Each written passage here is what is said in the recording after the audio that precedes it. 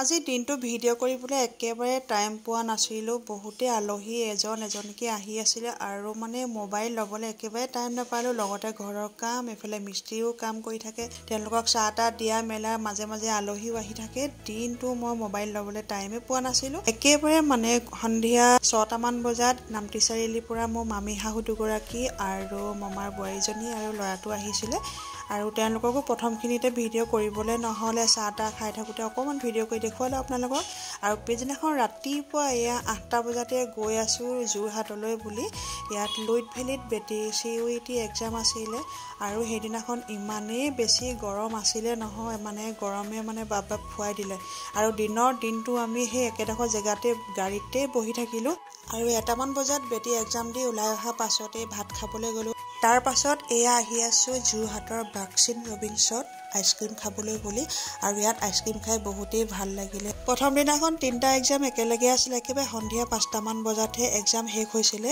তাৰ পাছত আমি ঘৰলৈ উভতি অহা খন্তেকত ভিডিঅ' নকৰিলোঁ, কাৰণ মোৰ দিনটো মোবাইল চাওঁতে চাৰ্জেই খতম হৈ গ'ল। আকৌ পিছদিনাখন আমি গৈ আছোঁ 12টামান বজাত আকৌ যোৰহাটলৈ বুলি। সেইদিনাখনো এক্সাম আছিলে যোৰহাট TPSত, আৰু অহা টাইমখিনিত ভিডিঅ' নকৰিলোঁ কাৰণ বেটিয়ে বহুত ভয় কৰি আছিলে, সেইটো কাৰণে মই ভিডিঅ' কৰিবলৈ বেয়া লাগিলে। আৰু এক্সাম দি ওলাই অহা টাইমত ষ্টুডেণ্টসকলক অলপ দেখুৱাই দিছোঁ আপোনালোকক। আৰু তাৰ পাছতে বেটি ওলাই আহিব, দেখা পাবই আপোনালোকে।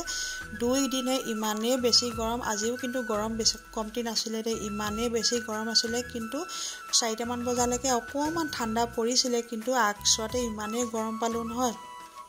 আৰু মোৰ তেনেকৈ চিনাকিও নাছিলে, গাড়ীতে অকলে বহি থাকিলোঁ। ইমানেই চোকা ৰ'দ আছিলে, গাড়ীৰ পৰা ওলাই আহি কাৰোবাৰ লগত যেন চিনাকি হ'ম, কথা পাতিম, সিমানখিনিও সাহস হোৱা নাছিলে। অকলে গাড়ীতে বহি থাকিলোঁ। বেটি ওলাই আহিলে এক্সাম দি। তাৰ পাছতে আমি মেট্ৰিক পৰীক্ষাৰ খবৰ ল'বলৈ গ'লোঁ যোৰহাটতে থকা ভাগিন ছোৱালী এজনীৰ। ভাগিন মোৰ বৰজনাৰ খোলালীজনী যোৰহাটত বিয়া হৈছে, আৰু তাইৰ ছোৱালী হৈছে যোনজন এইবাৰ মেট্ৰিক পৰীক্ষা দিছিলে, আৰু তাইৰে এক্সামৰ খবৰ ল'বলৈ গ'লোঁ। তাতো চাহ তাহ খাই বৈ আমি ওলাই আহোঁতে 5:30 বাজিলে, আৰু এতিয়া আমি ঘৰলৈ উভতি আহি আছোঁ।